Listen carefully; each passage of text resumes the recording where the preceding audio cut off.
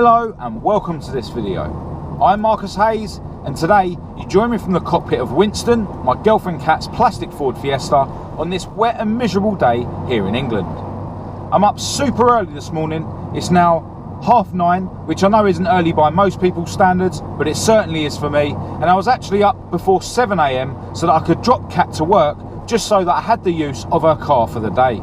So why am I up so early this morning? Well, as I mentioned in my last two videos, I've got a problem with MAUDE, my MOREDOOR MK2 Escort, regarding her ring gear. And although I'm planning to change the flywheel and clutch and loads of other things in about a month or two's time, I don't have the parts yet, and I need to carry on driving the car until then because she is my daily car. So I'm being forced now to go round the garage to change the light flywheel back to the 1800 ZETEC flywheel that was fitted to her before. I'm really not looking forward to doing this job, seeing as the weather's so rubbish, but because it gets dark really early this time of year in England, I won't be at it for too many hours today. I'm hoping though that I can at least drop the engine out of the car today, remove the gearbox and the flywheel, and then it's just a case of putting the car back together tomorrow. Now, it's not going to take me too much longer to get to the garage, but seeing as we're up so early, it would be illegal to not get a McDonald's breakfast on the way. Breakfast wrap meal for the win.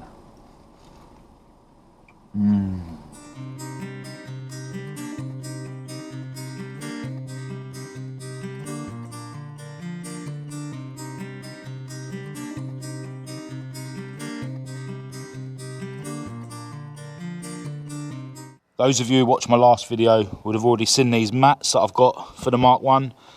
Kat bought me them for Christmas and they got my name embroidered in them. My dad got me this metal sign which will look great on the wall of the garage where the Mark 1's stored. And my little brother and his wife got me these ratchets.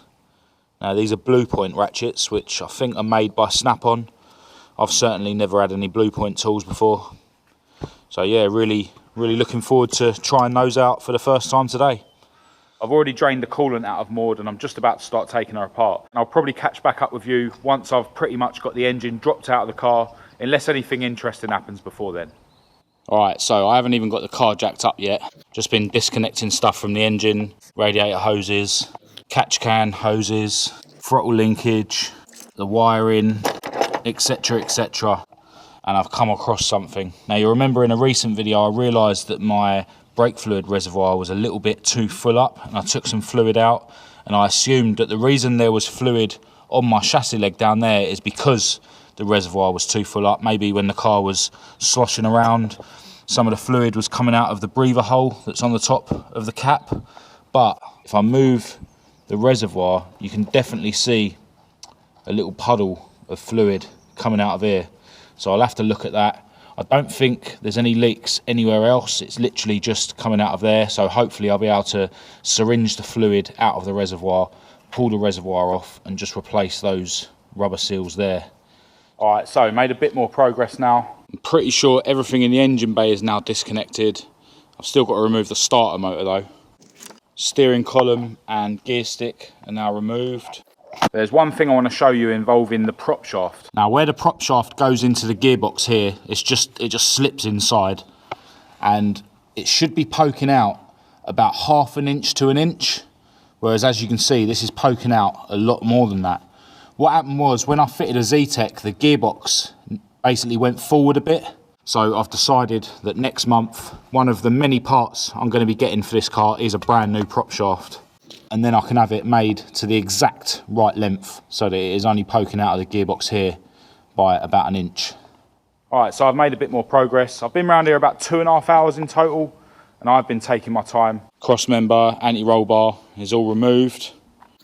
I've turned that washer around on the anti-roll bar because that was round the wrong way last time I put it together. And I'm pretty sure I'm now ready to lower the engine down. Got the engine supported by the hoist, and the gearbox is supported by the jack. All the bolts have been removed from the gearbox mounts. Now usually I would lower the engine down onto a trolley, but I think this time I'm just going to lower it down onto the floor, onto some cardboard so it's not directly onto the floor. And that should give me a little bit more clearance under the car, so it should make it easier to get the gearbox off the back of the engine and then back on again. And it also will mean that the engine won't roll around while I'm trying to do things like remove the clutch and remove the flywheel. Now some of you might be wondering why I'm lowering the engine right down to the floor just to get the gearbox off. But it just seems that every time I don't do that, it's a nightmare to either get the gearbox off, or if I am successful getting the gearbox off, then it's just a nightmare getting the gearbox back onto the engine. I've got a bit of a bad shoulder as well, so I don't really want to be lifting the gearbox up onto the engine while I'm laying on the floor. So I think if I just commit myself to disconnecting everything from the engine and lowering it right down to the floor, then it should just be a lot easier to get the gearbox off and then get it back on again. So that's what I'm doing.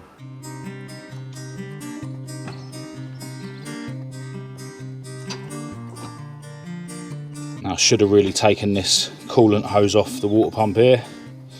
Always forget something. Forgot to take the starter motor off, and I actually forgot to disconnect the wiring from it as well. So this power cable is now broken, so I'll have to fix that. I'm going to take the clutch and the flywheel off the engine now. This is the flywheel that I've just taken off of MOREDOOR. The teeth are really chewed up on the ring gear. If you compare that to these ones that are sort of nice and square. What was happening was the starter motor wasn't engaging properly. It was too far out. So it's just skimming the edge of the teeth, which then ends up wearing them down. I'm not actually going to be using this starter motor, but it's easier to show you because it doesn't have this cover bit on it. So yeah, should engage something like that, whereas it was something like that. Now this light flywheel was designed to be used with a Pinto starter motor. Now, I've got 3 Pinto starter motors, 2 there and 1 over there. But if you're using a standard ZETEC flywheel, like I'm going to be doing now, you need to use an LRS 707 starter motor, which I think is the starter motor that was fitted to double overhead cam 2-litre Sierras. Now basically the distance between the starter motor and the ring gear on the flywheel is different, which is why you can't use a Pinto starter motor with this flywheel unless you space it out by 14 millimeters. Now the guy who made this for me is Valli, who owns a precision engineering shop in Uxbridge. If you need any precision engineering doing and you're anywhere near Uxbridge, definitely get in touch with Carlo, and I'll leave his contact details in the description of this video.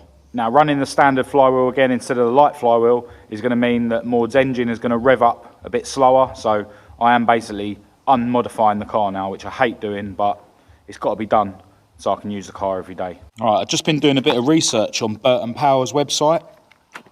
The ring gear that they have listed for a Pinto is also the same ring gear that they have listed for a ZETEC. Now I can clearly see that this ring gear is thicker than this one. So in theory, if this ring gear fits on this flywheel, that would then mean that the starter would be engaging more. So that might actually solve my problem. And it might mean that I won't have to buy a different light flywheel for MOREDOOR. Obviously it means I've still got to space the crank sensor away, because the other issue with these flywheels is that the crank sensor needs spacing away with a washer. But I could live with that.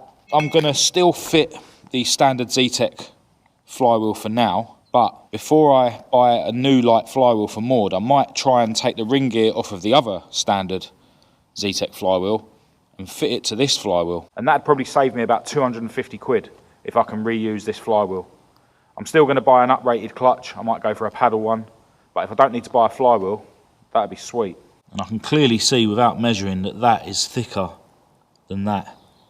It's just whether the diameter of the flywheel up to here is the same on each one. Anyway, I've already wasted enough time staring at flywheels, so time to crack on with this job. Alright, so it's now pitch black. I did just about get the engine and gearbox bolted back into the car. I had a bit of a nightmare because my battery was dead, so I couldn't use the light on that. Winston's battery went dead. I've just had to jump start him with MOREDOOR's battery. So yeah, I was literally trying to bolt the engine and the gearbox in the dark, just using the light on my impact gun. It was a nightmare, but I'm glad I've got the engine and the gearbox bolted back in today, so tomorrow doesn't seem like such a mission now to get her back on the road.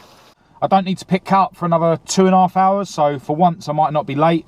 So I'm just going to tuck into this turkey sandwich, which has obviously got cheese and Nando's Peronaise in it as well, and I'll catch up with you tomorrow, but you'll be able to see that in just a few seconds.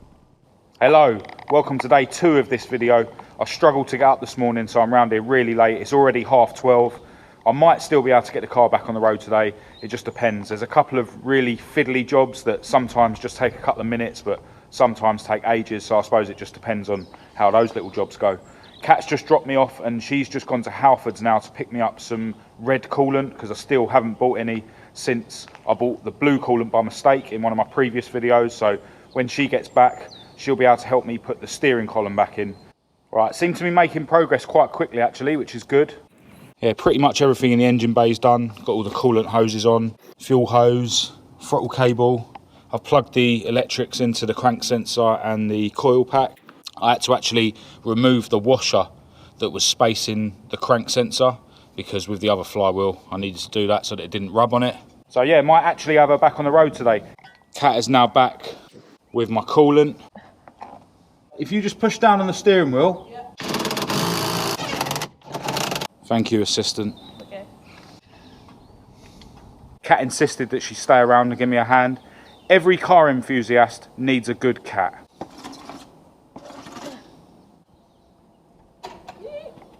Before Kat disappears, I better actually get the starter motor on and actually start the engine.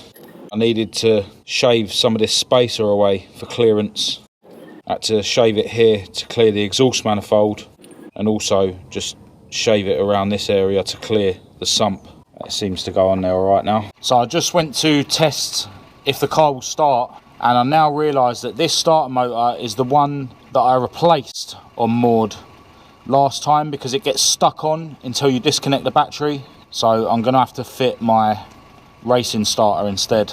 Obviously I've wasted a load of time now. I've still got the anti-roll bar to do, which is a bit of a nightmare. I'm not sure whether I'm going to get her back on the road today. Luckily my lift is still here, if I was to fail, but she's supposed to be at her mum's soon having dinner. So now what I find now with this racing starter, it fouls on the cross member when I'm using the spacer. That's really strange, because I did have that exact starter and that spacer fitted to Esther before when she had the standard ZETEC flywheel fitted. The only thing I can think of is that in Esther, I've got the RX-8 gearbox sitting quite high, which obviously changes the angle of the bell housing in relation to the cross member, which probably creates a little bit more space for the starter motor. Anyway, that basically means that I'm not going to bother getting MOREDOOR back on the road today. I've still got quite a few other bits to do, and it's going to get dark probably in the next hour or so. And seeing as Kat's still here to give me a lift, I think I'm just going to call it quits today and come back and carry on with this another day. Yeah, I might actually be able to get round here tomorrow before work, and what I'm going to do is I'm going to nick the starter motor off Esther and stick it on MOREDOOR. Hello, so day 3 round the garage. I've come round here before work. I was supposed to get here about 9 AM, but it's now 10:30. I'm supposed to be at work at 11:30, but I'm very rarely on time anyway, so hopefully I'll be able to get MOREDOOR back on the road before I have to get to work. Now I want to explain something about these starter motors quickly. The reason I didn't refit the starter that came off of MOREDOOR with the spacer is because I'd bored out the mounting holes so that I could have a bit of adjustment to try and get this closer to the ring gear to solve the problem, which I obviously was unable to solve. So I decided to use this spare one that was sitting in my garage. Now I didn't realise at the time, but this is the one that actually came off of MOREDOOR recently, because it failed, because this one basically gets stuck on and it won't stop spinning until you disconnect the battery. And because this is the one that came off of MOREDOOR, this one also has the holes bored out anyway. Now because I'm using this spacer, it doesn't actually matter that these holes are bored out, because the fact that this is a tight fit around this part of the starter motor means that it's going to be centralised anyway. So what I'm going to do now is refit the starter motor that I took off of MOREDOOR the other day, and that will save me taking the starter motor off of Esther. And by the time I've done that, Kat should be back with my McDonald's breakfast, because McDonald's serve breakfast till 11 AM now instead of 10:30. A moment of truth.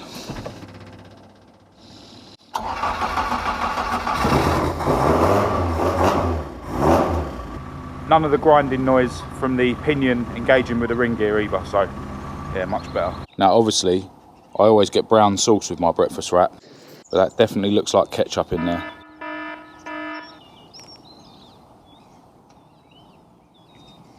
The wrap's all like dry and brittle.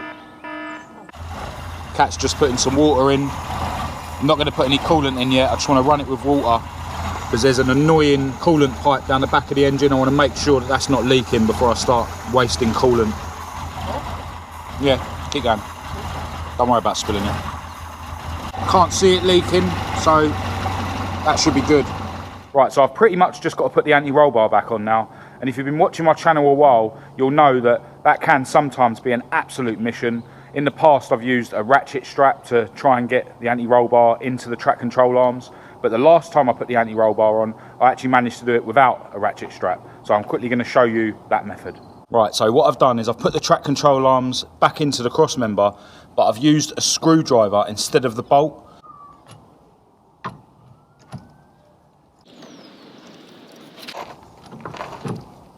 Still quite difficult, but it's doable.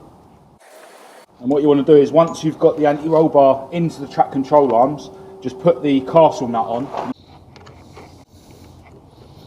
If you can get the castle nut on just a couple of threads, just wind this on a couple of turns each side. And then what you can do is you'll use the screwdriver to lever the track control arm back over towards the inside of the car, and then it lines the hole up for you so you can get the bolt through.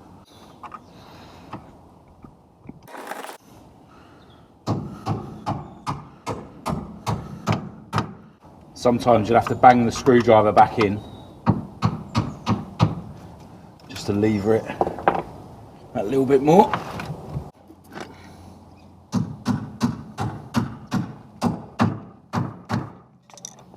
Yeah, so basically the idea is that with the screwdriver in the hole instead of the bolt, it gives you a couple of millimeters play both sides, which then makes the anti-roll bar easier to get into the track control arm.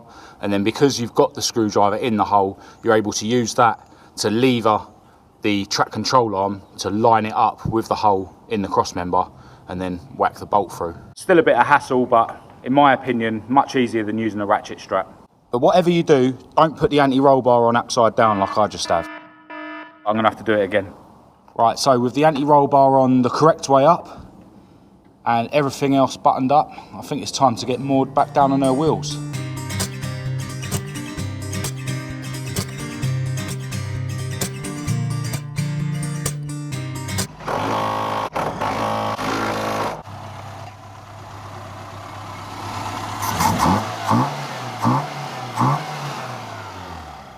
Right, so there she is, back together and ready to take me to work.